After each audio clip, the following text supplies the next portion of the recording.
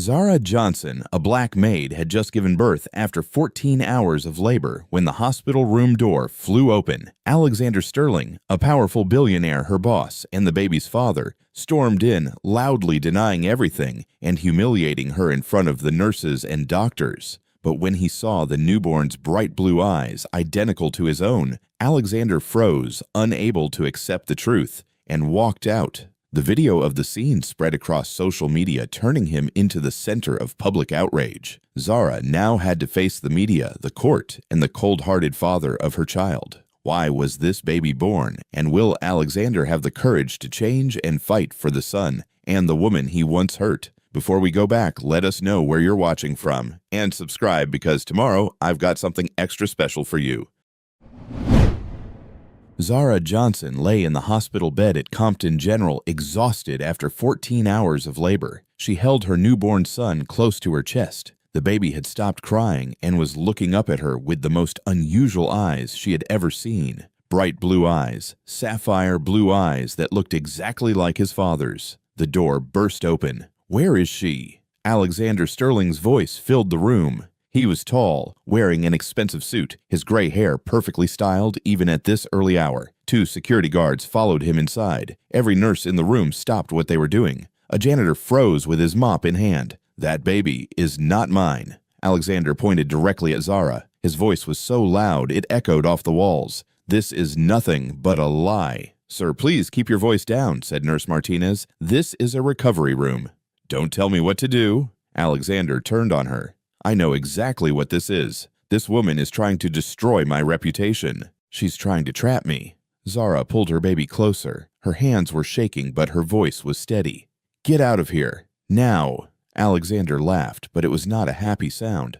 "Look at this act. The innocent victim holding her meal ticket." He stepped closer to the bed. "You really think anyone will believe that I would touch a cleaning woman, a nobody from the projects?" The words hit Zara hard. Around them, the hospital staff looked uncomfortable, but nobody said anything. This was Alexander Sterling, billionaire, philanthropist, the man nobody dared to cross. "You know the truth," Zara said. Her voice was getting stronger. "You know exactly what happened that night at your mansion. You know this baby is not mine." Alexander's voice cracked. "I have never seen anything so desperate. A maid thinking she can blackmail her way into my world." He pulled out his phone. "I'm calling my lawyers right now. You'll be lucky if I don't have you arrested." Then Alexander looked down at the baby, really looked at him for the first time. The infant was staring up with those impossible blue eyes, the exact same shade as Alexander's own eyes, the same eyes that ran in the Sterling family for generations. Alexander's face went completely white. His hand holding the phone started to shake. Zara saw it happen. She saw the moment he recognized his own eyes staring back at him. "You see it, don't you?" she whispered. "You see yourself in his face." Alexander stepped back. "That doesn't mean anything," he said, but his voice was quieter now. "Eye color is just genetics. It's random." "Look at him," Zara said. She turned the baby slightly so the morning light hit his face.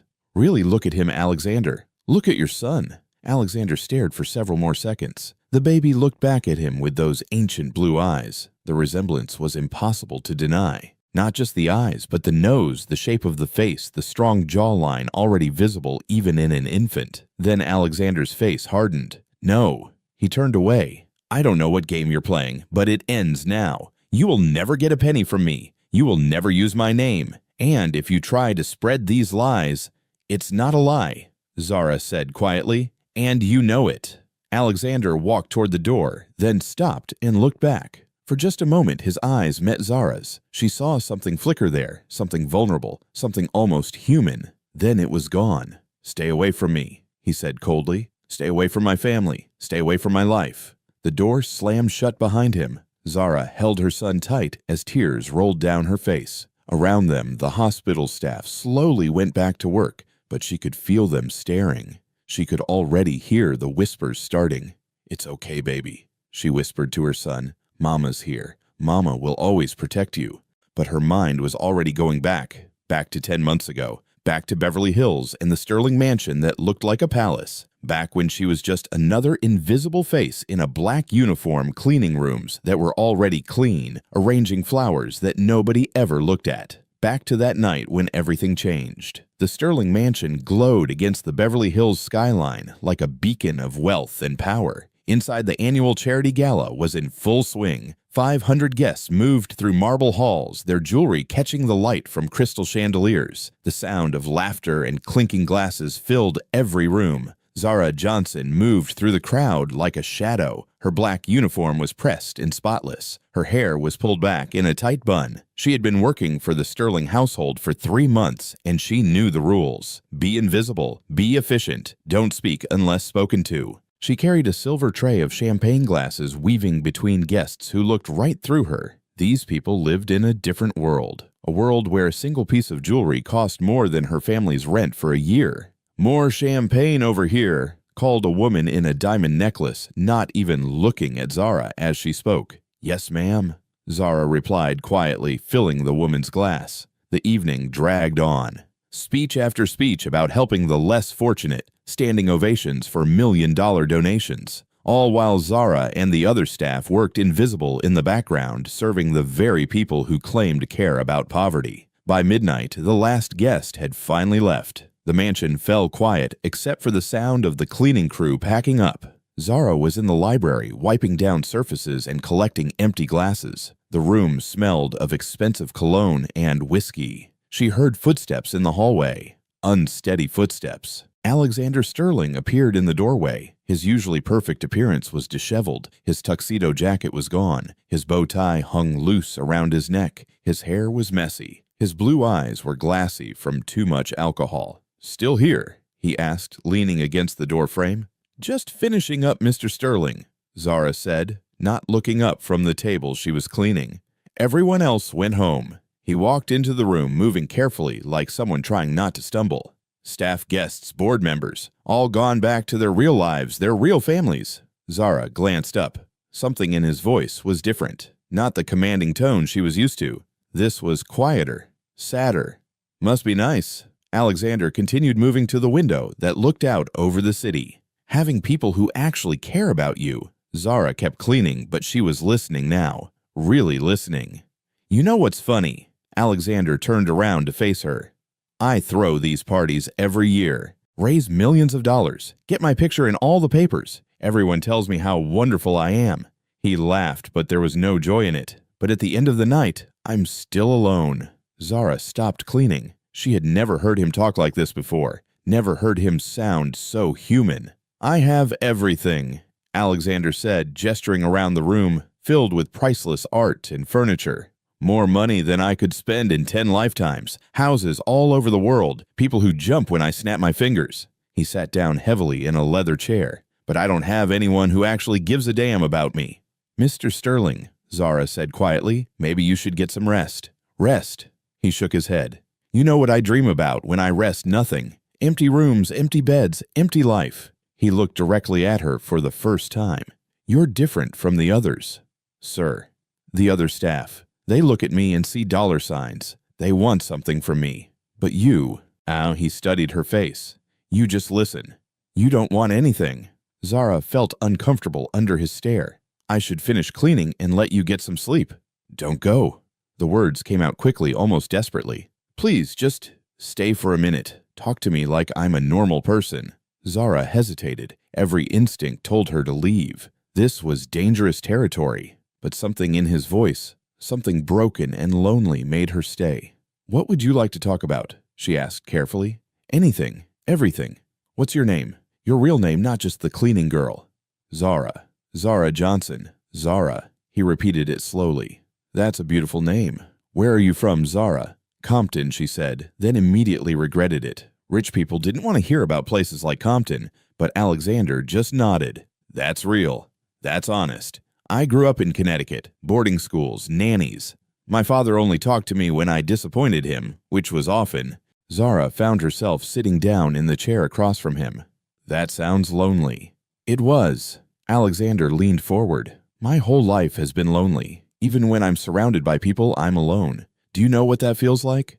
Zara thought about her own life, her mother who died when she was 19. No father, working 3 jobs just to survive. "Yes," she said quietly.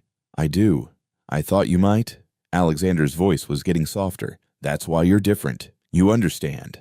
They sat in silence for a moment. The grandfather clock in the corner ticked loudly. "I should go," Zara said, starting to stand up. "Wait." Alexander stood up too, moving closer to her. "Zara, I don't want to be alone tonight." Zara's heart started beating faster. She knew what he was asking. She knew how dangerous this was. Rich men like Alexander Sterling didn't see women like her as real people. They saw them as objects to use and throw away. "Mr. Sterling, this isn't a good idea." "I know," he said, but he kept moving closer. "I know it's not smart. I know it's not right, but I'm tired of being smart. I'm tired of being right. I'm tired of being alone." His hand reached up and touched her cheek. His skin was warm. His eyes were pleading. "Please," he whispered, "just tonight. Let me pretend I'm someone worth caring about." Zara knew she should run. She knew this would end badly. Rich white men like Alexander didn't care about poor black women like her. They used them and discarded them. But looking into his eyes, she saw the same loneliness she felt every night when she went home to her empty apartment. "Just tonight," she whispered back. What happened next changed everything. In the library of the Sterling mansion, surrounded by books worth more than she would ever earn, Zara Johnson made the choice that would give her a son and destroy her life. Afterward, they lay together on the leather couch. Alexander's arm was around her shoulders. For a few minutes, neither of them spoke. "Thank you," Alexander said finally, "for listening, for staying, for making me feel human." Zara didn't reply. She was already starting to regret what had happened, already knowing that tomorrow he would go back to being the cold, commanding Mr. Sterling, and she would go back to being invisible. "I should go now," she said, sitting up and reaching for her clothes. "Of course." Alexander's voice was already changing, becoming more distant, more formal. What happened here? It stays between us." "I understand," Zara said, getting dressed quickly. She had heard the shift in his tone. The rich man was back. The lonely, vulnerable person was gone. She gathered her cleaning supplies and headed for the door. "Zara," Alexander called after her. She turned back hopefully. "Make sure the library is properly cleaned before you leave," he said, not meeting her eyes. "And close the door behind you." The words hit her like a slap. Just like that, she was the cleaning woman again. Just like that, the moment was erased. "Yes, Mr. Sterling," she said quietly and left. 6 weeks later, Zara sat in her tiny bathroom in Compton, staring at a pregnancy test. 2 pink lines stared back at her clear as day. She was pregnant. She was pregnant with Alexander Sterling's baby, and she had absolutely no idea what to do about it. For 2 weeks, Zara carried the secret like a weight in her chest. 2 pink lines on a pregnancy test hidden in her purse. 2 pink lines that meant everything was about to change. She still worked at the Sterling mansion, still cleaned the same rooms, still moved through the halls like a ghost. But now, everything felt different. Every time she saw Alexander, her heart pounded. Every time he barked an order without looking at her, she wanted to scream the truth. She had to tell him. She had no choice. The opportunity came on a quiet Tuesday afternoon. Alexander was in his home office working at his computer. The rest of the staff was busy in other parts of the mansion. Zara knocked softly on the door. "What is it?" he asked without looking up. "Mr. Sterling, I need to speak with you." Her voice was barely above a whisper. "I'm busy. Whatever it is can wait." "It can't wait." Zara stepped into the room and closed the door behind her. "It's important." Alexander finally looked up, irritation clear on his face. "Make it quick." Zara's hands were shaking. She clasped them together to stop the trembling. "I'm pregnant." The words hung in the air between them. Alexander's expression didn't change for several seconds. Then he leaned back in his chair. "Congratulations," he said flatly. "I assume you'll be needing time off for doctor appointments. Speak to Rebecca about adjusting your schedule." "It's yours," Zara said quietly. Alexander's face went completely still. "Excuse me." "The baby. It's yours, from the night of the charity gala." Alexander stood up slowly. His face was turning red. "That's impossible." "I haven't been with anyone else," Zara said, her voice getting stronger. "Not for over a year. The baby is yours, Alexander." "Don't you dare call me by my first name." His voice was low and dangerous. "And don't you dare stand in my office and tell me lies." "I'm not lying. You know what happened that night. You know we nothing." Alexander's voice exploded across the room. "Nothing happened between us. Nothing ever happened between us."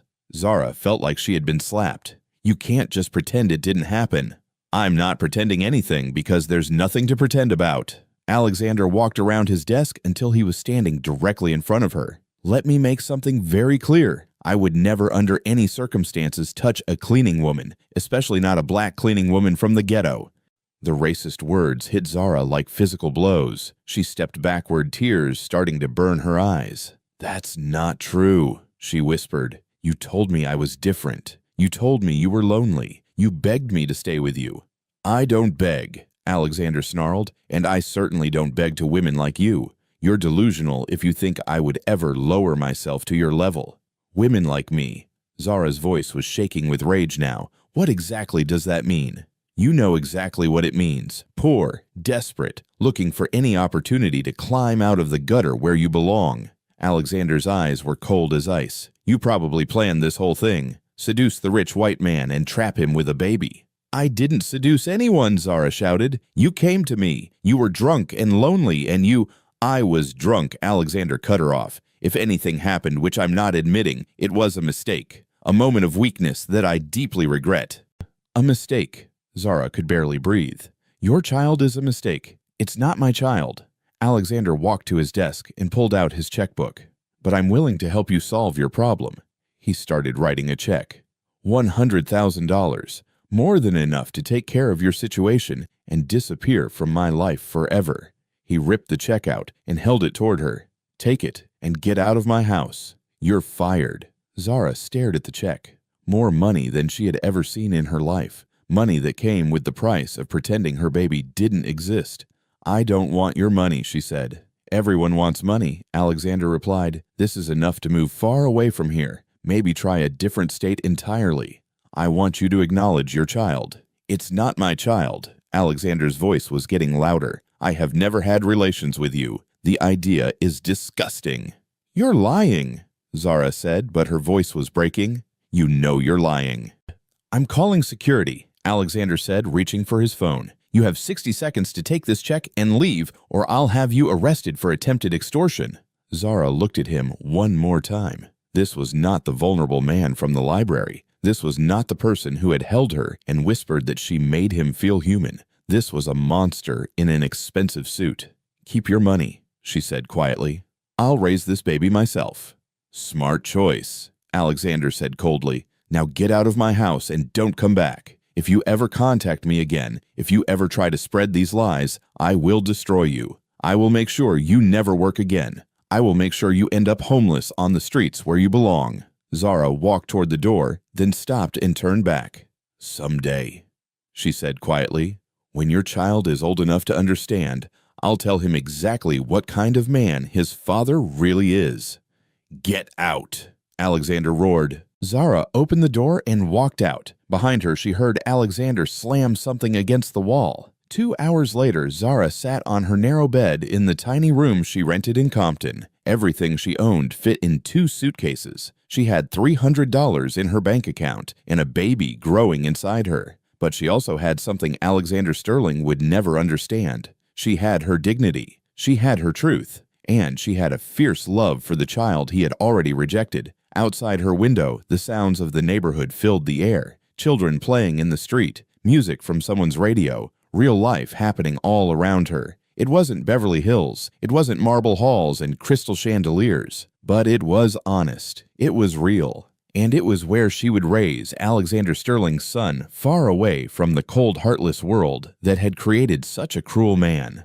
The baby kicked for the first time that night, as if to remind her that some things were worth fighting for, no matter how impossible the odds. 7 months later, Zara's life had become a daily battle for survival. Her small apartment in Compton was barely bigger than Alexander's walk-in closet, but it was home. The walls were thin, the plumbing leaked, and the air conditioner hadn't worked in years. But it was hers. She worked 3 jobs to pay the bills. Mornings at a diner on Crenshaw Boulevard flipping eggs and pouring coffee for truck drivers and night shift workers. Afternoons cleaning office buildings downtown. Evenings taking care of Mrs. Patterson, an elderly woman who lived 2 blocks away. Her pregnancy was showing now. Her belly was round and heavy, making every task harder. Her back ached constantly. Her feet swelled until she could barely fit into her shoes. But she kept working because she had no choice.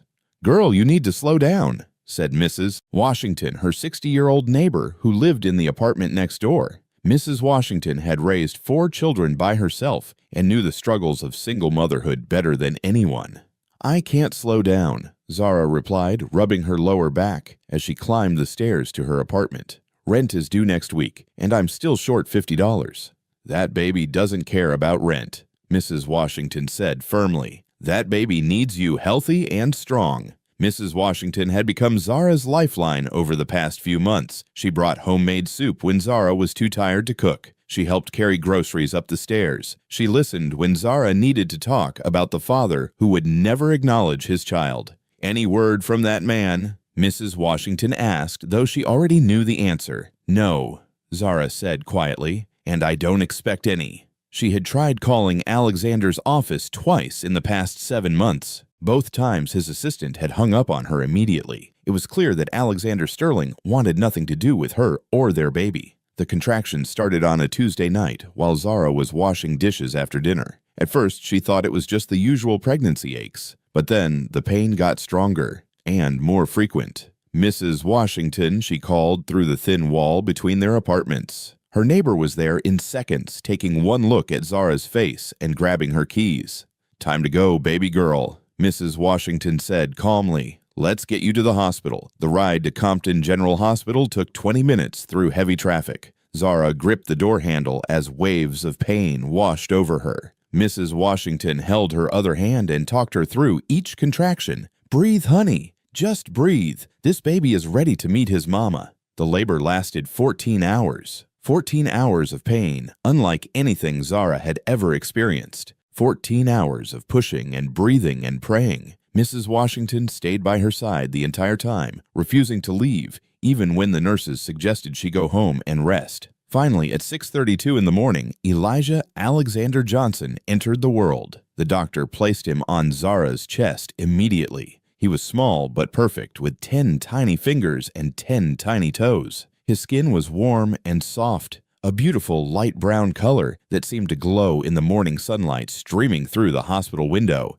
And then he opened his eyes. Zara gasped. The baby was looking up at her with the most incredible blue eyes she had ever seen. Not just blue, but a deep, brilliant sapphire blue that seemed to shine with their own light. They were exactly the same color as Alexander's eyes, exactly the same rare shade that ran in the Sterling family. "Oh, my Lord," whispered Mrs. Washington, staring at the baby in amazement. "Look at those eyes."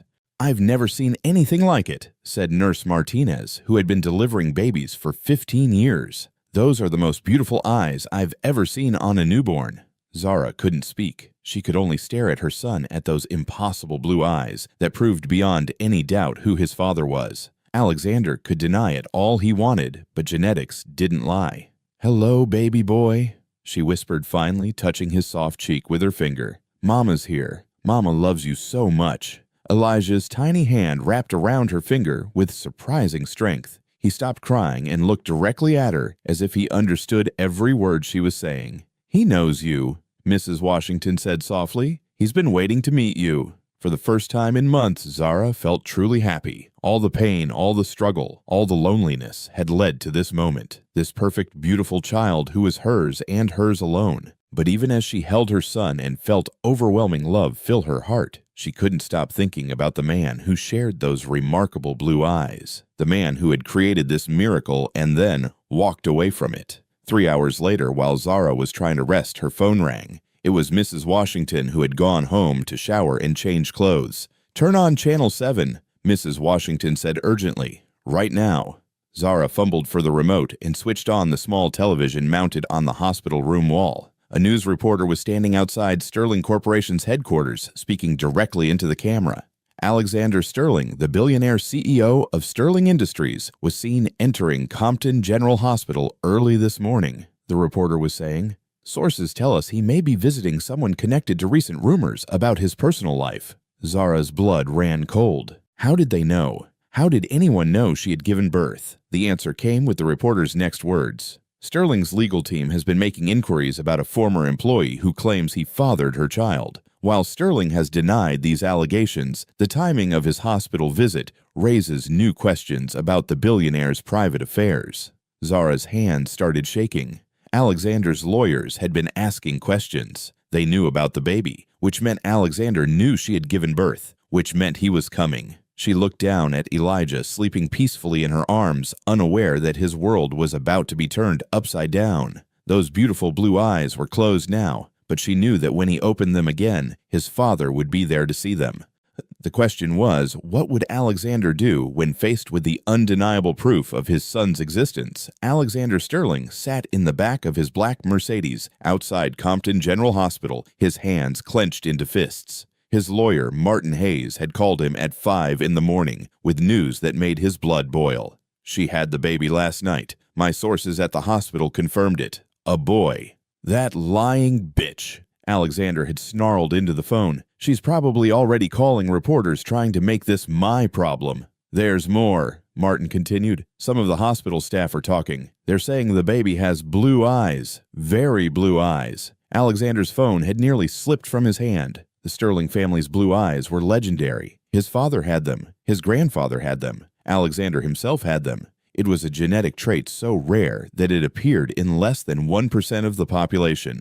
Alexander's jaw tightened. "Coincidence? I'm going to end this right now." "Sir, I strongly advise against that. If the media catches wind of this—" "I don't care about the media. I need to see this supposed child with my own eyes. I need to end this lie once and for all." Alexander hung up and called his driver. Within 20 minutes, he was speeding through the early morning streets of Los Angeles, his jaw clenched tight with fury, and something else he refused to acknowledge: fear. By the time his black Mercedes pulled up to Compton General Hospital, Alexander had worked himself into a rage. He would storm into that room, expose Zara's lies for what they were, and walk out vindicated. The baby would obviously belong to someone else, and this nightmare would finally be over. He never imagined that 15 minutes later he would be fleeing that same hospital in complete panic, his whole world turned upside down. What happened in room 215 would haunt Alexander Sterling for the rest of his life. The moment he saw those impossible blue eyes staring back at him from that tiny face, everything he thought he knew about himself shattered like glass. Alexander stumbled out of the hospital in a daze, his expensive suit wrinkled, his perfect hair disheveled. Behind him he could hear voices, commotion, the sound of people talking excitedly. But all he could think about were those eyes, those damn blue eyes that looked exactly like his own. His driver was waiting by the car, looking concerned. "Sir, are you all right?" Alexander didn't answer. He climbed into the back seat and slammed the door, his hands shaking as he tried to process what had just happened. The baby was real. The resemblance was undeniable. And worst of all, dozens of people had witnessed his complete meltdown. "Drive," he said hoarsely. As the Mercedes pulled away from the hospital, Alexander's phone started ringing. First one call, then another, then a constant stream of notifications. Something was happening. Something bad. He looked at his phone and felt his blood turn to ice. Videos, dozens of videos posted on Twitter, Facebook, Instagram. Videos of him screaming at Zara. Videos of his racist rants. Videos of the moment he saw the baby's eyes and his face went white with shock. The hashtags were already trending. #Alexander Sterling racist, #Billionaire's baby, #Compton Hospital meltdown. One video had already been viewed over 1 million times. The caption read, "Billionaire Alexander Sterling denies his own baby despite obvious resemblance. Listen to what he calls this new mother." Alexander watched in horror as his own voice played back at him through his phone speaker. "A lying black whore who thinks she can destroy me with her fantasy." His phone rang. Martin Hayes. "Alexander, what the hell did you do?" Martin's voice was panicked. "The videos are everywhere. Every major news outlet is picking this up. Your stock price just dropped 12% in the last hour." Alexander couldn't speak. He just stared at the videos spreading across social media like wildfire. "You need to get to the office immediately," Martin continued. "We need damage control. We need lawyers. We need a crisis management team." But Alexander wasn't listening anymore. He was watching a close-up video someone had taken of the baby's face. Those blue eyes filled the screen so bright they seemed to glow. His eyes, his son's eyes. The phone rang again, Then again, board members, investors, reporters, everyone wanted answers. Everyone wanted to know if the videos were real, if the baby was his, if Alexander Sterling had really screamed racist slurs at a new mother in a public hospital. By noon, protesters had gathered outside Sterling Corporation headquarters. By evening, the story was the lead segment on every major news program. By midnight, Alexander Sterling had become the most hated man in America. But none of the public outrage mattered as much as the truth that was now impossible to deny. Somewhere in Compton, in a tiny hospital room, lay a baby boy with Alexander's eyes, Alexander's nose, and Alexander's chin. A son he had spent months denying, now proven real, beyond any doubt. 3 days after the hospital incident, Zara finally came home to her small apartment in Compton with baby Elijah in her arms. The building looked shabbier than ever after spending time in the sterile hospital environment. The paint was peeling on the walls, the hallway smelled of fried food and old cigarettes, and the elevator was broken again. Mrs. Washington was waiting for her on the second floor, landing her arms full of groceries and baby supplies. "There's my little prince," Mrs. Washington cooed, looking down at Elijah's sleeping face. "And look at those beautiful eyes. Lord have mercy, I've never seen anything like them." Zara smiled tiredly. The past 3 days had been overwhelming. The videos of Alexander's hospital meltdown were still spreading across the internet, and reporters had been calling the hospital, constantly trying to get interviews. The nursing staff had done their best to protect Zara's privacy, but she knew it was only a matter of time before the media found her apartment. "How are you feeling, baby girl?" Mrs. Washington asked as they climbed the stairs to the third floor. "Exhausted," Zara admitted, "and scared. I don't know what's going to happen next." "What's going to happen is you're going to raise this beautiful boy and give him all the love that man never had," Mrs. Washington said firmly. "Don't you worry about anything else." Inside Zara's tiny apartment, Mrs. Washington had already prepared everything. Clean sheets on the bed food in the refrigerator, and a makeshift nursery set up in the corner of the living room. A borrowed crib, a changing table made from a dresser, and bags of baby clothes donated by women from the neighborhood. The ladies from church put together a collection. Mrs. Washington explained, "Everyone wanted to help once they heard about that awful man and what he did to you." Zara felt tears prick her eyes. For months, she had felt completely alone. But now, surrounded by the kindness of her community, she realized she had never been alone at all. The first night home was the hardest. Elijah cried almost constantly, and Zara had no idea what to do. She fed him, changed him, rocked him, sang to him, but nothing seemed to work. By 3 in the morning, she was crying along with him, exhausted and overwhelmed. A soft knock came at her door. Mrs. Washington stood there in her bathrobe and slippers, holding a cup of warm tea. "First night is always the hardest," she said, coming inside without waiting for an invitation. "Let me hold him for a minute?"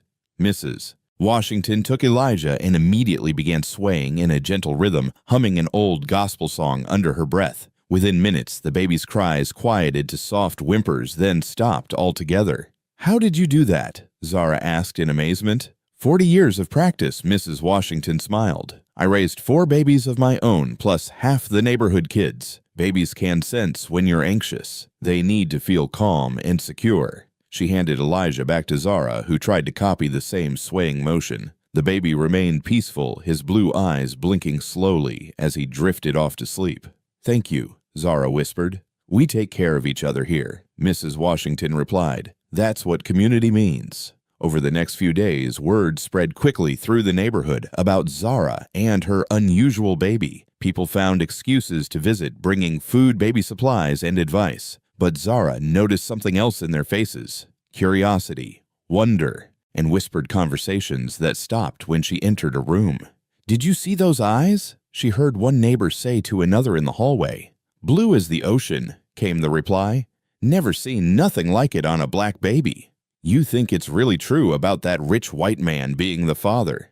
Honey, you just have to look at that child to know the truth." The attention made Zara uncomfortable, but she understood it. Elijah was remarkable even beyond his unusual eye color. He was alert and responsive in a way that seemed advanced for a newborn. When people spoke to him, he appeared to listen intently. When they smiled at him, he gazed back with those stunning blue eyes, as if he understood every word. Mrs. Patterson, the elderly woman Zara used to care for, came to visit on Thursday afternoon. She took one look at Elijah and shook her head in amazement. 78 years I've been on this earth, she said, and I've never seen a baby like this one. Those eyes. It's like looking at pieces of sky. Everyone keeps saying that, Zara said, adjusting Elijah's blanket, because it's true. This child is special, Zara. You can see it just by looking at him. That evening, Mrs. Washington suggested they take Elijah to the small park down the street for some fresh air.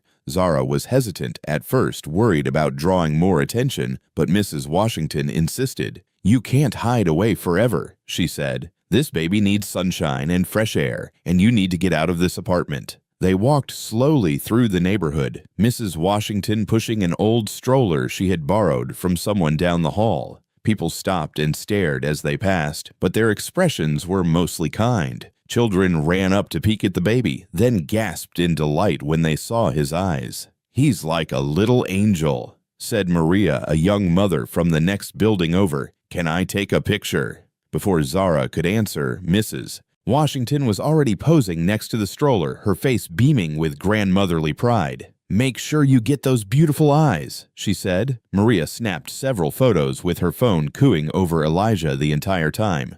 I'm going to post these on Facebook, she said excitedly. Everyone's been asking to see the baby.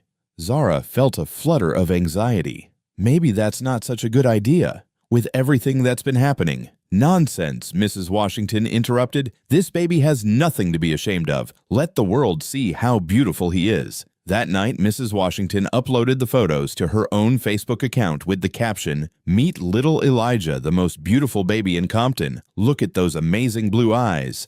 #blessed baby #miracle eyes #Compton pride. Within hours, the photos had been shared dozens of times. Friends of friends began commenting, sharing their own stories of meeting Elijah or hearing about him from neighbors.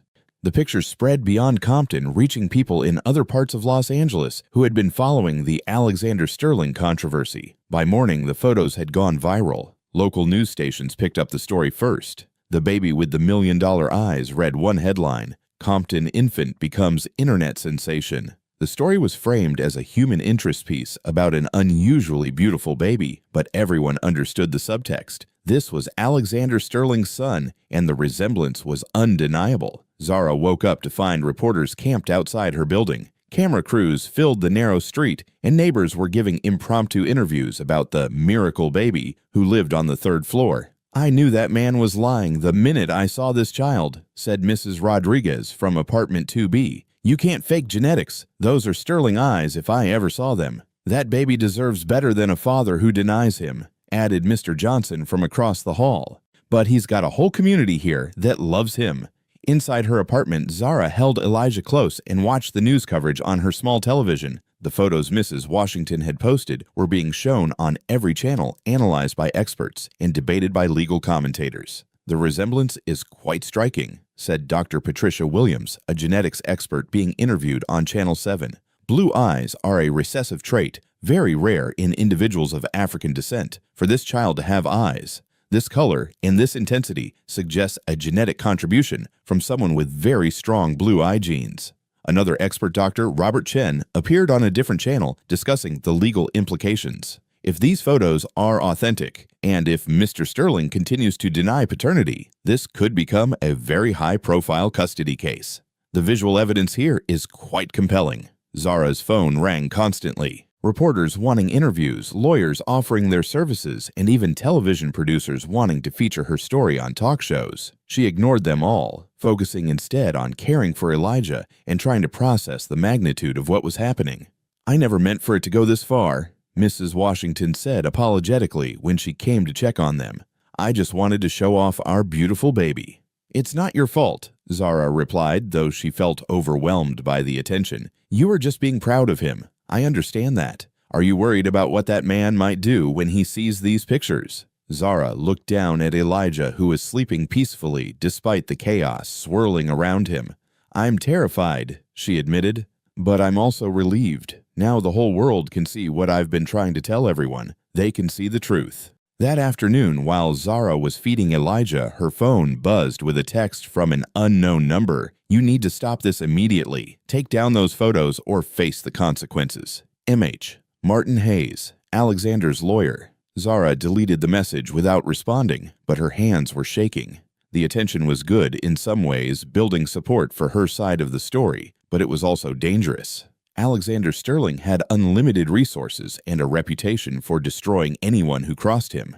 As evening fell and the reporters finally began to disperse, Zara sat by her window holding Elijah and watching the neighborhood return to normal. Children played in the courtyard below their laughter, mixing with the sounds of dinner being prepared in dozens of apartments. This was Elijah's world, not the marble halls and crystal chandeliers of Beverly Hills, but the real, authentic community of Compton. People who had struggled and survived, who took care of each other, who celebrated a beautiful baby without caring about his complicated parentage. "Your father has money," she whispered to Elijah as his blue eyes gazed up at her in the fading light. "But you have something he'll never understand. You have love.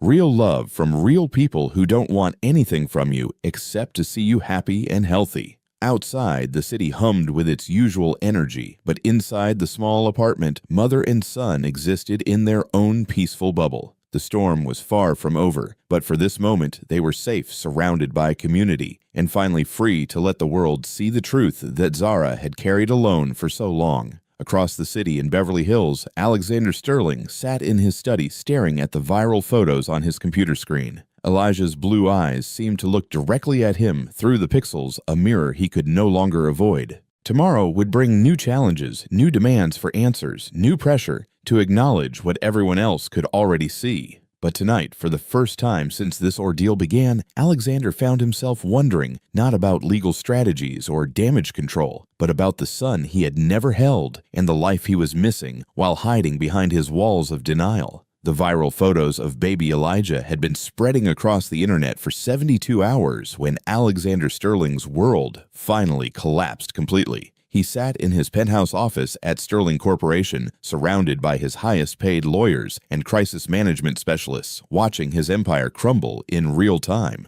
"Stock price is down 38%, reported his chief financial officer, David Chen. "3 major investors have pulled out completely. The board is calling for an emergency meeting. Social media sentiment is 92% negative," added Rebecca Martinez, his head of public relations. The hashtag #Sterling scandal has been used over 2 million times. People are calling for boycotts of all Sterling Industries products. Alexander stared at the computer screen showing the photos that had destroyed his carefully constructed image. Elijah's blue eyes seemed to look directly at him, through the pixels, accusatory and impossible to deny. The baby was sitting in Mrs. Washington's lap in the neighborhood park, his face turned toward the camera with an expression of innocent curiosity that made Alexander's chest tighten with an emotion he refused to acknowledge. "We need to take legal action immediately," said Martin Hayes, his personal attorney.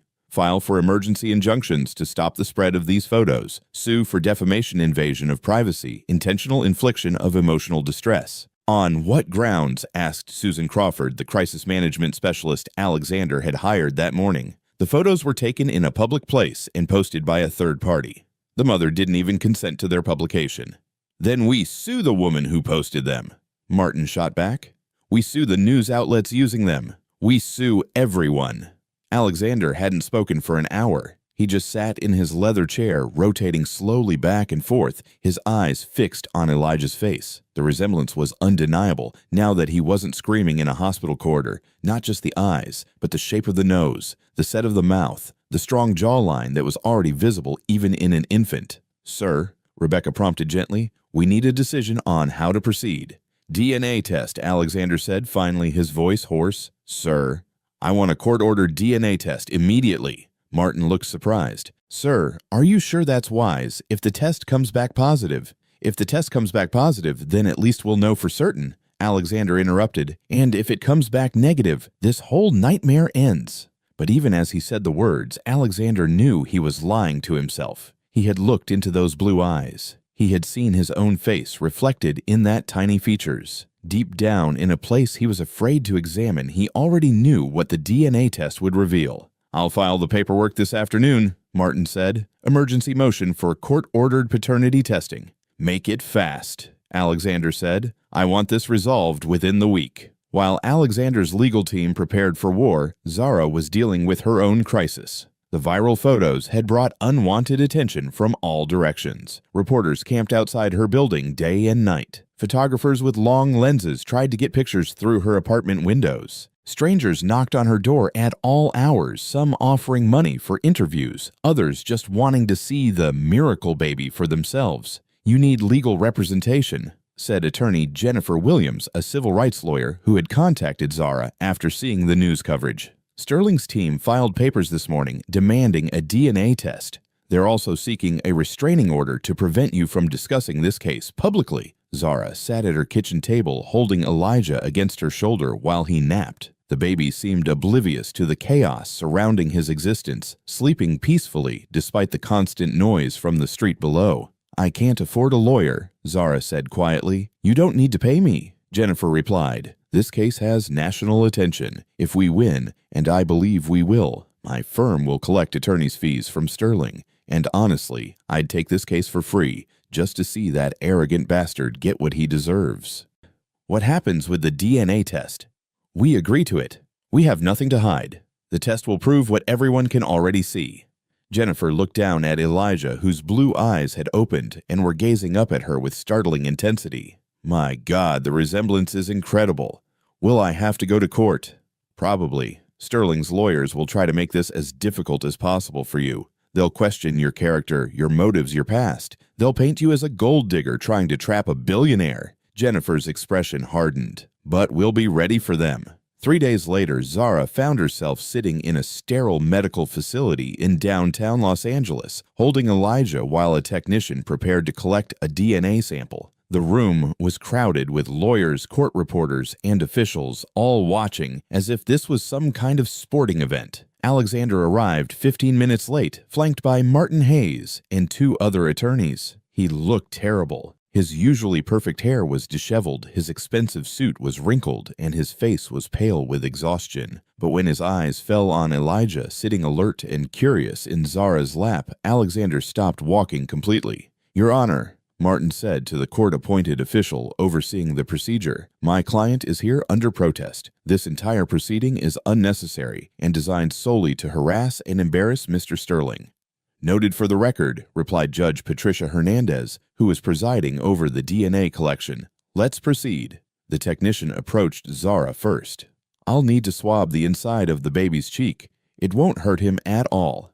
Elijah cooperated perfectly, seeming more interested in the brightly colored medical equipment than concerned about the cotton swab in his mouth. When the technician was finished, Elijah looked around the room with those stunning blue eyes, his gaze eventually settling on Alexander. Father and son stared at each other across the small room. Alexander's face went through a series of expressions. Shock, recognition, something that might have been longing, then a return to his practiced mask of indifference. "Mr. Sterling," the technician called. "Your turn." Alexander approached the technician's station like a man walking to his execution. The swab procedure took less than 30 seconds, but those 30 seconds felt like an eternity to everyone in the room. "Results will be available in 72 hours, announced Judge Hernandez. "All parties will be notified simultaneously." As they prepared to leave, Elijah began to fuss. Zara stood up to rock him, and as she did, the baby's blanket slipped, revealing his full face in the bright medical lighting. Alexander, who had been walking toward the door, stopped and turned back. For a moment, no one moved. Alexander stared at his son with an expression of pure anguish, as if he was seeing not just Elijah, but all the possibilities he had thrown away with his denials and cruelty. "He's beautiful," Alexander said quietly, so quietly that only Zara heard him. Then Martin grabbed his arm and pulled him toward the exit. "Don't say another word," the lawyer hissed. The 72 hours that followed were the longest of both their lives. Alexander holed up in his penthouse, refusing all calls and meetings, while his stock price continued to plummet and protesters gathered outside Sterling Corporation headquarters. Zara stayed in her apartment, trying to maintain some normalcy for Elijah, while reporters and curiosity seekers continued their vigil on the street below. Mrs. Washington had become her unofficial bodyguard, screening visitors and running interference with the media. Whatever that test says, Mrs. Washington told her on the 3rd morning, that baby is loved. "He's got a whole community here that would do anything for him." "I know," Zara replied, but her voice was tight with anxiety. "I just want this to be over." The call came at exactly 3 p.m. on Friday afternoon. Judge Hernandez's office contacted both legal teams simultaneously with the results. Probability of paternity, 99.97%. Alexander Sterling was definitively, scientifically, undeniably the father of Elijah Johnson. Within minutes, the news leaked to the media. By 4 p.m., every major news outlet was reporting the results. By 5 p.m., Alexander's stock price had hit rock bottom. By 6 p.m., protesters outside Sterling Corporation were chanting, "Sterling's a liar! Sterling's a liar!" In his penthouse, Alexander sat alone in his study, holding the official DNA report with shaking hands. The numbers blurred together through his tears, but their meaning was crystal clear. He had a son. He had always had a son, and he had spent the first month of that son's life denying his existence and destroying the woman who had carried him. For the first time since his father's death, Alexander Sterling broke down and cried. In Compton, Zara held Elijah against her chest and watched the news coverage of the DNA results. Justice had finally been served, but it felt hollow somehow. She had never wanted to destroy Alexander. She had only wanted him to acknowledge their son. "What happens now?"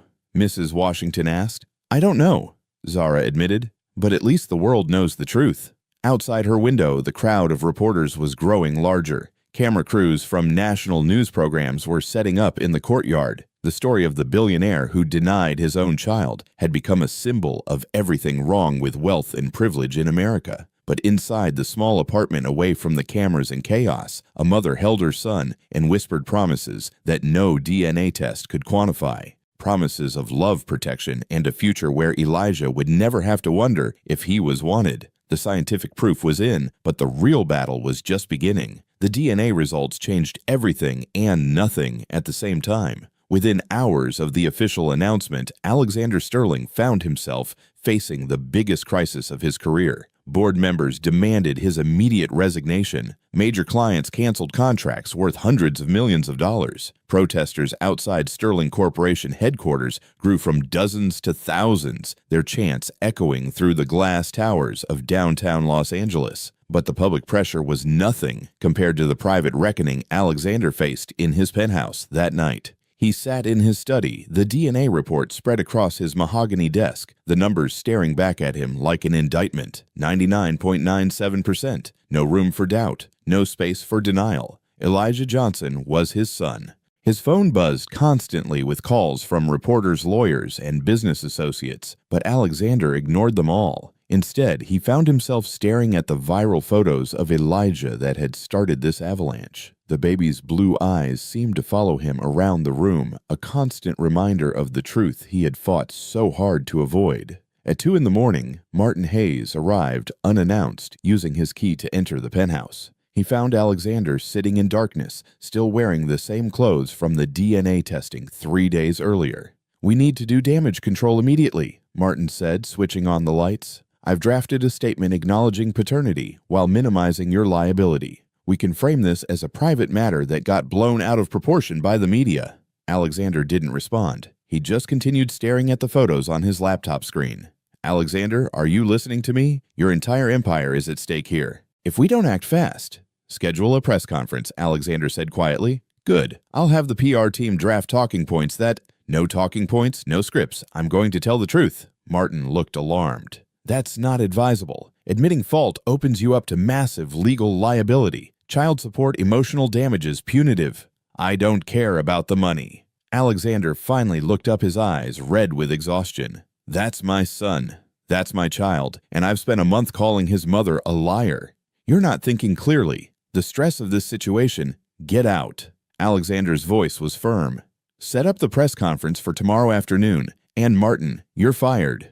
The next day, reporters packed the main conference room at Sterling Corporation headquarters. Camera crews from every major news network were present, along with journalists from newspapers, magazines, and online publications around the world. The story of the billionaire who denied his own child had become an international sensation. Alexander walked to the podium at exactly 2 p.m. wearing a simple black suit with no flashy accessories. His usually perfect appearance was subdued, almost humble. The room fell silent as he approached the microphone. "Ladies and gentlemen," he began, his voice steady but quiet, "I'm here today to address the recent reports about my personal life and to set the record straight." He paused, looking directly into the cameras. Somewhere in Compton, he knew Zara was watching. Somewhere in that crowded apartment building, his son was probably sleeping in his crib, unaware that his father was finally about to acknowledge his existence. The DNA test results have confirmed what many of you already suspected. Elijah Johnson is my biological son.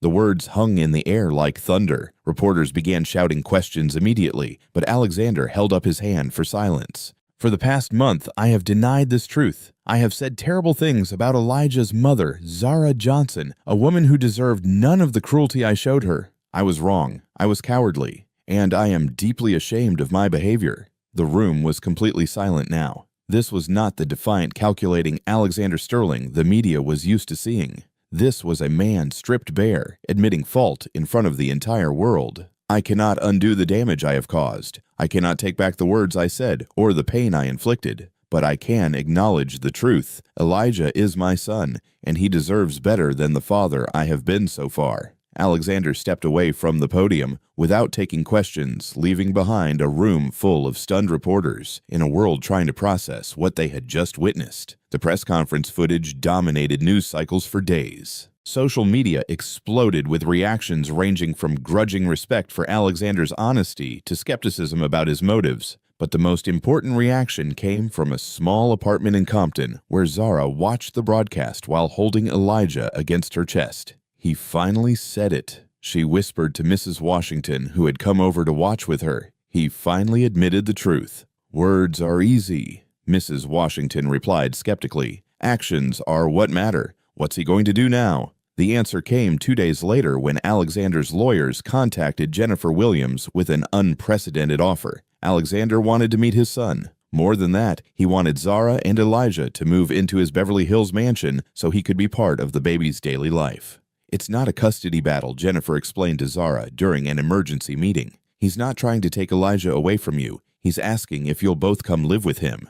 Zara stared at the legal documents spread across Jennifer's desk. The offer was staggering in its generosity. Full financial support for both her and Elijah. A trust fund that would ensure the baby's future education and security. Medical insurance, housing, everything she had struggled to provide for the past month. What's the catch? Zara asked. I've read through everything twice. Honestly, there doesn't seem to be one. You would maintain full legal custody of Elijah. Sterling would have visitation rights, but you would control how much access he gets. If you're uncomfortable at any time, you can leave with full financial support.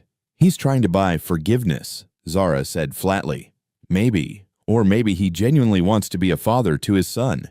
Either way, this offers you and Elijah security and opportunity. Zara thought about her tiny apartment, the broken elevator, the thin walls that let in every argument from the neighbors. She thought about working 3 jobs while pregnant, about choosing between paying rent and buying groceries. Then she looked down at Elijah sleeping peacefully in his carrier and imagined him growing up with every advantage money could provide. I'll try it, she said finally, for him. But if Alexander thinks money can erase what he did to us, he's going to be very disappointed. 3 weeks later, a black sedan pulled up to Zara's apartment building in Compton. The same car that had once carried Alexander to the hospital for his DNA confrontation now came to collect his son and the woman he had wronged. Mrs. Washington stood on the sidewalk, wiping tears from her eyes as Zara loaded Elijah's few belongings into the trunk. You call me every day you hear, Mrs. Washington said, hugging Zara tightly. And if that man gives you any trouble, you come right back home. This is temporary, Zara promised, just until I figure out what's best for Elijah. The ride to Beverly Hills took 45 minutes through Los Angeles traffic. Zara held Elijah in the back seat, watching the neighborhoods change from run-down apartment buildings to manicured suburbs to towering mansions behind iron gates. The Sterling estate was even more impressive than she remembered from her days as a cleaning woman. The marble driveway stretched for a quarter mile, lined with perfectly sculpted trees and flowering bushes. Alexander was waiting by the front door when the car pulled up. He looked nervous, almost fragile, nothing like the commanding presence she remembered from their previous encounters. He approached the car slowly, as if afraid any sudden movement might send them fleeing back to Compton. "Thank you for coming," he said quietly as Zara stepped out with Elijah in her arms. "I know this must be difficult." Zara didn't reply. She looked up at the massive house that would be their temporary home and felt overwhelmed by its size and grandeur. This was a different world, one where she had never belonged and wasn't sure she wanted to belong now. "I've prepared the east wing for you," Alexander continued, leading them inside. "Complete privacy. Your own entrance if you prefer. I don't want you to feel trapped or uncomfortable." The east wing of the mansion was larger than most houses. Zara's suite included a bedroom, sitting room, private bathroom, and a fully equipped nursery that looked like something from a magazine. Everything was perfect, expensive, and completely impersonal. "This is beautiful," Zara said politely, though she felt more like a museum visitor than a resident. "If you need anything changed, just let me know. I want you both to be comfortable here." For the first few days, they barely saw each other. Alexander left early for work and returned late, giving Zara space to adjust to her new surroundings. She spent her time exploring the mansion, walking through rooms that contained more wealth than she had ever imagined, while Elijah slept in his designer crib or played with expensive toys that appeared as if by magic. The isolation was suffocating. After the close-knit community of Compton, the mansion felt like a beautiful prison. Zara missed Mrs. Washington's daily visits, missed the sounds of children playing in the courtyard, missed feeling like she belonged somewhere. Alexander's first attempt to spend time with Elijah came on a Saturday morning. Zara was feeding the baby in the nursery when she heard a soft knock on the door. "May I come in?" Alexander asked hesitantly. Zara nodded and Alexander entered slowly, as if he was afraid of spooking a wild animal. He sat down in a chair across from them, maintaining a respectful distance. "He's grown," Alexander observed, watching as Elijah drank from his bottle. "Babies do that," Zara replied coolly. They sat in awkward silence for several minutes. Alexander wanted to reach out to hold his son, but he didn't know how to ask. Zara could see the longing in his eyes, but she wasn't ready to bridge that gap. "Would you like to feed him?" she asked, finally, surprising herself with the offer. Alexander's face lit up with something between hope and terror. "I don't know how. It's not complicated." Zara stood up and gently transferred Elijah to Alexander's arms, showing him how to support the baby's head and hold the bottle at the right angle. Alexander's hands shook as he took his son for the first time. Elijah looked up at him with those stunning blue eyes, studying his father's face with curious intensity. For a moment, everything else disappeared. There was no scandal, no painful history, no awkwardness, just a father meeting his son. "He's perfect." Alexander whispered, his voice thick with emotion. "Yes, he is," Zara agreed, but her voice remained guarded. The feeding session lasted 20 minutes, but it felt like seconds to Alexander. When Elijah finished his bottle and fell asleep in his father's arms, Alexander was reluctant to let him go. "Thank you," he said to Zara as she took the baby back, for giving me this chance." Over the following weeks, a routine developed. Alexander would spend an hour each morning and evening with Elijah, usually with Zara present. He was gentle and attentive, clearly trying his best to be a good father, but the interactions felt forced and unnatural. They were like actors playing roles in a family drama, following a script, but lacking genuine connection. Zara began to feel like a prisoner in the Golden Mansion. She had everything she needed materially, but she was desperately lonely. The staff treated her with polite deference, but she wasn't their employer and she wasn't family. She existed in a strange limbo, neither guest nor resident. Alexander, meanwhile, was struggling with his own demons. Having Zara and Elijah in his house was a constant reminder of his failures as a man and as a father. He wanted to make amends, to build a real relationship with his son, but he didn't know how to bridge the chasm his cruelty had created. The breaking point came on a rainy Tuesday evening in November. Elijah was now 2 months old, and the artificial family arrangement was wearing on everyone. Alexander came home from work to find Zara packing their belongings in the nursery. "What are you doing?" he asked, panic creeping into his voice. "We're leaving," Zara said without looking up from the suitcase. "This isn't working, Alexander. This isn't a family. This is just 3 people living in the same house and pretending everything is fine." "But Elijah needs stability. He needs love," Zara interrupted, finally meeting Alexander's eyes. "Real love, not this cold formal arrangement. He needs to know he's wanted, not just acknowledged because a DNA test forced you to admit the truth." Alexander felt his carefully constructed world beginning to crumble again. "What can I do? Tell me what you need, and I'll provide it." You still don't understand, Zara said sadly.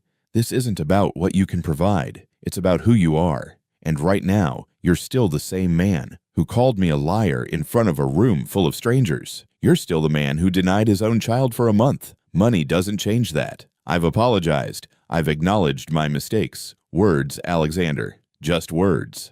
Zara closed the suitcase and picked up Elijah, who had been watching the conversation with his usual alert curiosity. Your son deserves a father who loves him, not one who tolerates him. I do love him, Alexander said desperately. I love both of you. No, you don't, Zara replied with quiet certainty. You love the idea of being a good father because it makes you feel better about yourself, but you don't love us. You don't even know us. She walked toward the door, then stopped and turned back. When you figure out the difference, maybe we can try again. But until then, Elijah and I are going home, to people who love us just because we exist, not because science proved we deserve it. Alexander watched helplessly as Zara left the mansion with their son, taking with her his last chance at redemption. The East Wing fell silent, emptier than it had ever been, while in Compton, a mother and child returned to the embrace of a community that had never stopped loving them. The mansion's gold-plated loneliness echoed with the absence of laughter and crying, while Alexander Sterling faced the hardest truth of all, that being a father required more than acknowledgement or money. It required the one thing his wealth couldn't buy: the capacity to love, without conditions, without lawyers, without the protective walls he had spent a lifetime building. The question now was whether a man who had never learned to be vulnerable could tear down those walls before it was too late. The silence in the Sterling mansion was deafening. Alexander stood in the empty nursery for hours after Zara and Elijah left, staring at the crib that would never be used again, the toys that would gather dust, the carefully arranged furniture that had become monuments to his failure as a father. He found the letter 3 days later slipped under his bedroom door while he was at work. His name was written on the envelope in Zara's careful handwriting. Inside, her words cut deeper than any legal document or public condemnation ever could. Alexander, I've tried to write this letter a dozen times, but the words never come out right. How do you explain to someone that love can't be scheduled or negotiated or bought with expensive furniture and trust funds? For the past 2 months, I watched you try to be a father the same way you run your business meetings. Careful, calculated, always maintaining control. But Elijah isn't a merger or acquisition. He's a little boy who needs to feel safe and loved and wanted, not just acknowledged. You hold him like you're afraid he'll break. You talk to him like he's a board member you need to impress. You schedule time with your own son like he's an appointment in your calendar. That's not fatherhood, Alexander. That's performance. I know you think you're trying, and maybe in your mind you are. But trying to be a father and actually being one are two completely different things. A real father doesn't need a DNA test to feel connected to his child. A real father doesn't need lawyers to arrange his relationship with his own son. Elijah deserves better than a father who sees him as a problem to be managed or a mistake to be corrected. He deserves someone who lights up when he smiles, who doesn't need to be taught how to love him, who would choose him every single day without contracts or conditions. I'm not writing this to hurt you. I'm writing this because I hope someday you'll understand what you're missing. Not just with Elijah, but with life itself. You live in that beautiful house surrounded by beautiful things, but you don't know how to be happy. You have everything money can buy, but you don't have anything that actually matters. Until you figure out how to love without conditions, how to be vulnerable without lawyers, how to be human without calculating the cost, you'll never be the father Elijah needs. And that breaks my heart because I see glimpses of who you could be. I saw it that night in your library when you told me you were lonely. I see it sometimes when you look at our son and your whole face changes, but glimpses aren't enough. Elijah needs consistency. He needs authenticity. He needs a father who chooses love over control every single time. I'm taking him home to Compton, where people know how to love without conditions, where he'll grow up understanding that worth isn't measured in dollars and that the most important things in life can't be bought or sold. If you ever become the man I know you could be, if you ever learn how to love the way Elijah deserves to be loved, then maybe we can try again. But until then, we're better off without the confusion and disappointment of this arrangement. Take care of yourself, Alexander.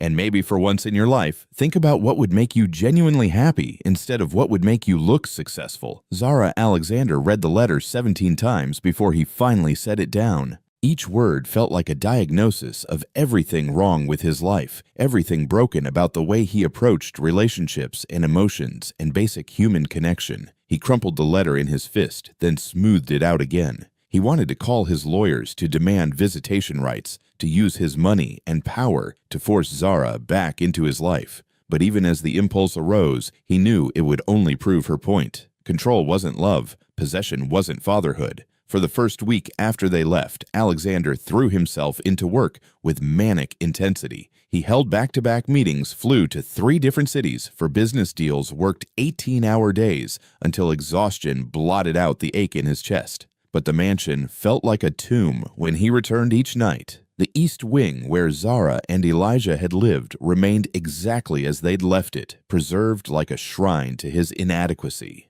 The second week, Alexander stopped sleeping. He wandered the empty halls at night, ending up in the nursery more often than not. He would sit in the rocking chair Zara had used to feed Elijah, trying to remember what it felt like to hold his son, trying to understand why those moments had felt so scripted and hollow. By the third week, Alexander's assistant, Rebecca, was concerned enough to stage an intervention.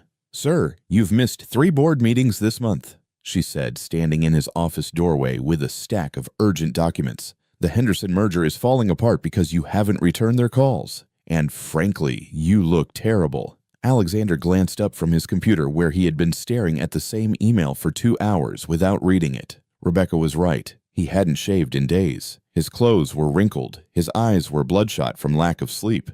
"Cancel everything for the rest of the week," he said. "Sir, cancel it all. I need time to think."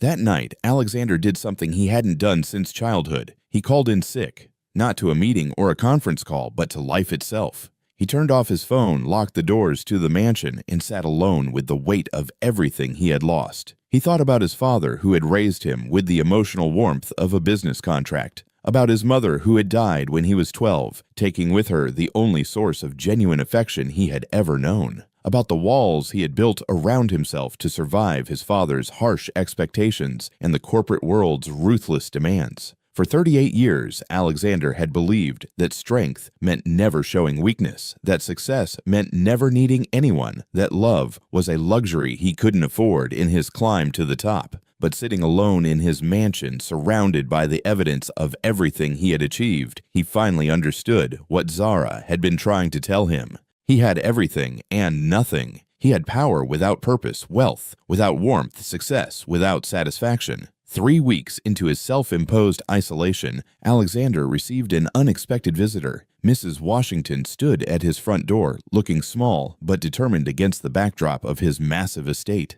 "I came to talk to you about that baby," she said without preamble when Alexander opened the door. "I don't think Zara would want you here," Alexander replied, though he stepped aside to let her in. "Zara doesn't know I'm here. This is my decision." Mrs. Washington walked into the foyer and looked around at the marble floors and crystal chandeliers with obvious distaste. "This place is beautiful and cold as a morgue." Alexander led her to the living room, where Mrs. Washington sat on the edge of a silk-upholstered chair as if she was afraid of contaminating it. "That boy asks about you," she said bluntly. Alexander's heart stopped. He's too young to talk. Babies know more than you think. When he hears a deep voice, he looks around like he's searching for something. When Zara shows him pictures on her phone, he stares at them like he's trying to remember. Mrs. Washington's eyes were sharp and unforgiving. He knows his daddy is missing. Zara was right to leave. Alexander said quietly, "I don't know how to be a father." "No, you don't. But that doesn't mean you can't learn." Mrs. Washington leaned forward. "You think being a father is about being perfect, about having all the answers, about never making mistakes. But that's not what children need. What do they need? They need you to show up. They need you to try even when you fail. They need you to love them more than you love your own comfort." She studied his face carefully.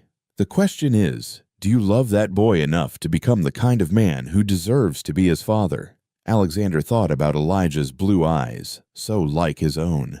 He thought about the weight of his son in his arms, the trust in that tiny face, the possibility of a love he had never experienced or understood. "I don't know how," he admitted. "Then learn, not from books or experts or lawyers, but from your heart. Stop trying to manage your way into loving him and just love him." Mrs. Washington stood up to leave. "That child is growing up every day without his father. Every day you waste feeling sorry for yourself is a day you can't get back." After she left, Alexander sat alone in his living room until dawn, turning her words over in his mind. For the first time since Zara's letter, he felt something other than despair. Not hope exactly, but possibility. The faint outline of a path forward if he was brave enough to take it. He thought about the man he had been in that library with Zara, vulnerable and honest and desperate for connection. That man had been real, more real than the controlled executive or the calculating businessman. Maybe that man could learn to be a father, but first he had to tear down the walls he had spent a lifetime building. He had to stop protecting himself and start protecting the people who mattered. He had to learn the difference between being strong and being invulnerable. It would mean giving up control. It would mean risking rejection and pain and failure. It would mean becoming someone completely different from the man his father had raised him to be. But as Alexander sat in his empty mansion, surrounded by the echoes of his son's absence, he finally understood what Zara had been trying to tell him. The choice wasn't between safety and vulnerability. The choice was between existing and living, between having everything and having what mattered. For the first time in his adult life, Alexander Sterling was ready to choose love over control, even if it meant losing everything else in the process. Outside, dawn was breaking over Beverly Hills, painting the sky in shades of pink and gold. In Compton, Zara was probably feeding Elijah his morning bottle, talking to him in the soft voice Alexander remembered from the nursery. Their son was learning to smile, to focus his eyes, to reach for the world around him. And with each passing day, Alexander was missing moments he could never reclaim. The question now was whether his realization had come too late, or if there was still time to become the father his son deserved and the man Zara had seen glimpses of in his moments of genuine vulnerability.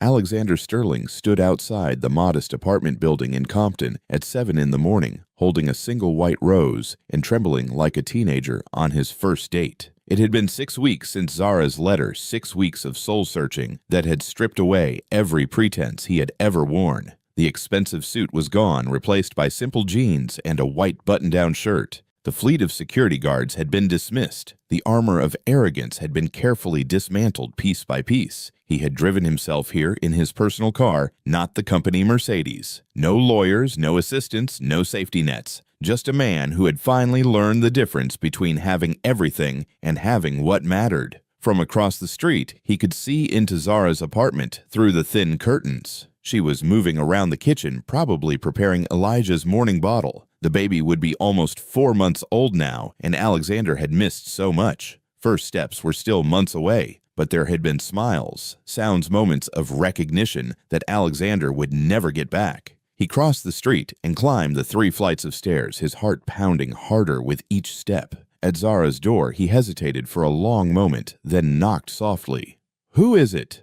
Zara's voice came through the thin door, cautious. "It's Alexander." Silence. Then the sound of multiple locks being undone. The door opened just a crack, revealing one of Zara's dark eyes studying him suspiciously. "What are you doing here?" "I came to see my son," Alexander said quietly. "And to apologize. Really apologize, not the corporate non-apology I gave before." Zara opened the door wider, and Alexander saw Elijah in her arms. The baby had grown so much in 6 weeks. His face was fuller, his eyes more alert and focused. When those brilliant blue eyes landed on Alexander, something magical happened. Elijah smiled. Not just any smile, but the kind of radiant, full-face smile that babies reserved for people they recognized and trusted. Alexander felt his knees nearly buckle. "He remembers you," Zara said softly, surprise evident in her voice. "May I come in, please? I know I don't deserve it, but—" "You can come in," Zara said, stepping aside. "But we're not doing this dance again, Alexander. I won't put Elijah through another performance of you playing father." Alexander entered the small apartment, and the contrast with his mansion was stark.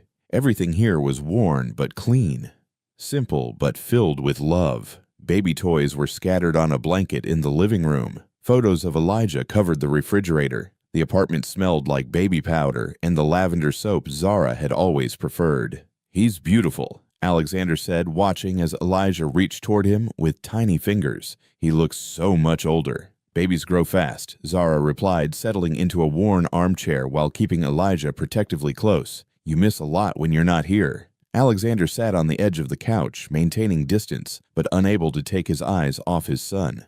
"I know. I've missed everything important, and not just in the past 6 weeks. I missed your entire pregnancy. I missed his birth. I missed his first months of life because I was too proud and too scared to admit the truth."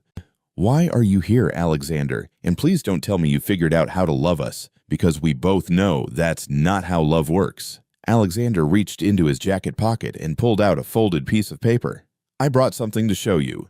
It's a letter I wrote to Elijah. I've been writing him letters every day since you left, trying to figure out how to explain who I am and who I want to become." He held out the letter, but Zara didn't take it. "Read it," she said instead. Alexander unfolded the paper with shaking hands and began to read. "Dear Elijah, today, you are 123 days old, and I am just beginning to understand what it means to be your father. For most of your life, I have been absent by choice, hiding behind lawyers and lies, and the fear that loving you would make me weak. I was wrong about everything. I thought being strong meant never needing anyone. I thought success meant controlling everything around me. I thought love was something that could be managed and scheduled and negotiated. Your mother tried to teach me differently, but I was too broken to listen. I want you to know that your mother is the strongest person I have ever met. She worked 3 jobs while she was pregnant with you. She faced my cruelty and rejection with dignity I could never match. She chose to love you completely from the moment she knew you existed, while I chose fear and denial. She is the parent you deserve, and I am still learning how to become worthy of the title Father. I don't know if I'll ever be the man you need me to be, but I promise you this: I will spend the rest of my life trying. Not because a DNA test proved you're mine, but because you are the most important thing that has ever happened to me, even when I was too stupid to realize it. I love you, son. I love your mother. And I will fight every day to become the kind of father who deserves your love in return." Alexander's voice broke on the last words. He folded the letter carefully and set it on the coffee table between them. Zara was quiet for a long time, studying his face. "You've written him letters every day." 43 letters, sometimes twice a day when I couldn't sleep." Alexander wiped his eyes with the back of his hand. "I know it doesn't make up for anything, but I needed him to know that he was in my thoughts even when I wasn't brave enough to be in his life." Elijah was getting fussy in Zara's arms, making the small sounds that meant he was hungry. Zara looked at Alexander, then made a decision that surprised them both. "Do you want to feed him while I make his bottle?" Alexander's eyes widened. Yes, please." Zara carefully transferred Elijah to Alexander's arms, and this time, something was different. Alexander didn't hold the baby like he was afraid of breaking him. Instead, he cradled Elijah against his chest, talking to him in a soft, natural voice. "Hi, buddy. I've missed you so much. You've gotten so big and strong." Elijah looked up at his father with those stunning blue eyes, and Alexander felt something shift inside his chest. Not the calculated affection he had tried to manufacture before, but real, overwhelming love that took his breath away. Zara watched from the kitchen as Alexander talked to their son, and for the first time she saw genuine paternal instinct. No performance, no agenda, just a father getting to know his child. "He likes it when you talk to him," she called from the kitchen. "He's very alert for his age. The pediatrician says he's advanced." "Of course he is," Alexander said, his voice full of wonder. "Look at those eyes. He's taking in everything." He looked up at Zara. "Does he sleep through the night yet?" "Sometimes. He's getting better." Zara returned with the bottle and showed Alexander how to test the temperature on his wrist. Not too hot, not too cold. Alexander fed Elijah with the focused attention of a man performing surgery. Every detail mattered: the angle of the bottle, the baby's comfort, the pace of feeding. This wasn't the distracted, obligation-based interaction from their time at the mansion. This was a father completely absorbed in caring for his son. "I fired Martin Hayes," Alexander said as Elijah drank contentedly, "and most of my legal team. I realized that having lawyers manage my relationships was part of the problem." "What about your company?" "I stepped back, promoted David Chen to CEO, and moved myself to chairman emeritus. I'll still be involved, but I won't be running day-to-day operations." Alexander looked up at her. I realized I was using work to avoid everything that actually mattered. Zara sat down across from them, studying Alexander's face for signs of deception or manipulation, but what she saw was different from anything she had witnessed before. Vulnerability, authenticity, a man who had finally stopped performing and started being real. I sold the mansion, Alexander continued. It was too big, too cold, too much like the house I grew up in. I bought a smaller place in Manhattan Beach, 3 bedrooms, normal-sized rooms, a backyard where kids could play. He paused. I was hoping maybe you and Elijah might want to see it sometime.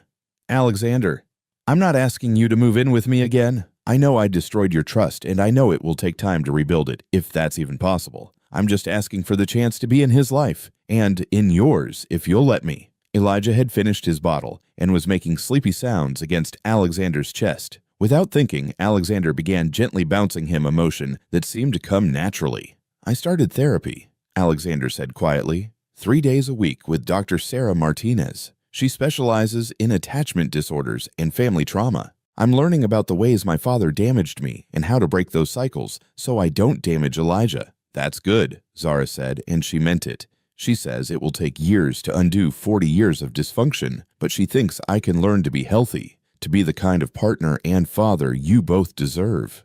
Zara watched as Elijah fell asleep in his father's arms, completely relaxed and trusting. It was the kind of scene she had dreamed about during her pregnancy, the kind of moment she had thought was impossible when Alexander first denied their son's existence. What do you want from me, Alexander? I want the chance to earn your love back, not with money or lawyers or grand gestures, but by being present every day, by showing up when things are hard, not just when they're convenient, by putting you and Elijah first always. He looked down at their sleeping son, then back at Zara. I want to marry you. Not because it would look good for my image or because it would legitimize Elijah, but because I love you, because I want to build a life with you, because I want to wake up every morning knowing that the 2 most important people in my life are safe and loved and never have to doubt where they stand with me. Zara felt tears starting to form in her eyes. Marriage is a big step, Alexander. I know. And I know I have no right to ask after everything I've put you through, but Zara, I am asking. I'm asking you to take a chance on me, on us. I'm asking you to let me prove that I can be the man you saw glimpses of that night in the library. Alexander shifted Elijah carefully to one arm and reached into his pocket with his free hand. He pulled out a small velvet box and set it on the coffee table. I'm not asking for an answer today, he said quickly. I'm just asking you to think about it, to consider the possibility that people can change, that love can be learned, that families can be built, even after they've been broken. Zara stared at the ring box, her heart racing.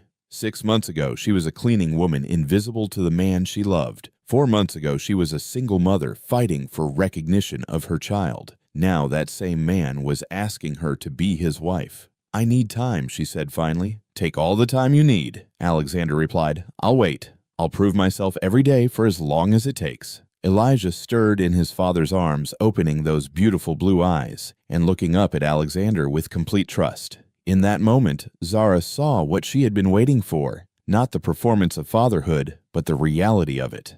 Alexander loved their son truly and completely, and that love had transformed him into someone capable of loving her too. Ask me again in 6 months, she said softly. Show me that this version of you is real, that it's not just another role you're playing. Show me that you can be present for the boring days and the difficult nights, not just the special moments. Alexander's face broke into the first genuine smile she had seen from him since that night in the library. I can do that. I will do that.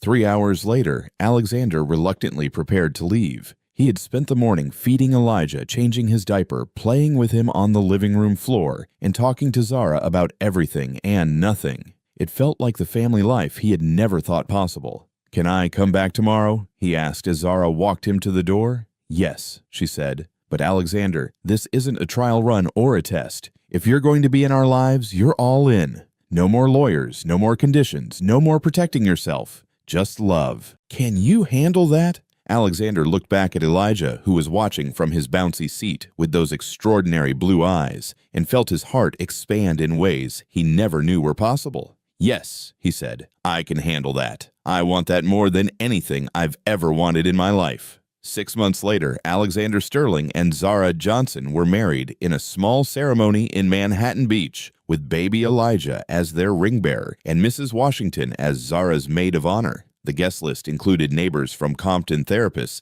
who had helped Alexander heal and a few close friends who had supported them through the journey. There were no paparazzi, no society photographers, no headlines about the billionaire's wedding. Just two people who had found their way to love through pain and growth, and the miracle of a blue-eyed baby who had forced them both to become better versions of themselves. As they exchanged vows on the beach where they planned to raise their family, Alexander looked into Zara's eyes and saw not just his wife, but the woman who had saved him from a life of emotional emptiness. And Zara looked back at the man who had learned to love without conditions, to be vulnerable, without shame, to be present, without calculating the cost. Their son gurgled happily in Mrs. Washington's arms, his blue eyes bright with the promise of a future filled with the one thing money couldn't buy, a family built on love, forgiveness, and the courage to choose each other every single day. The billionaire had finally found something worth more than his fortune, and the maid who had dared to demand recognition for her child had found a partner worthy of the love she had never stopped believing in.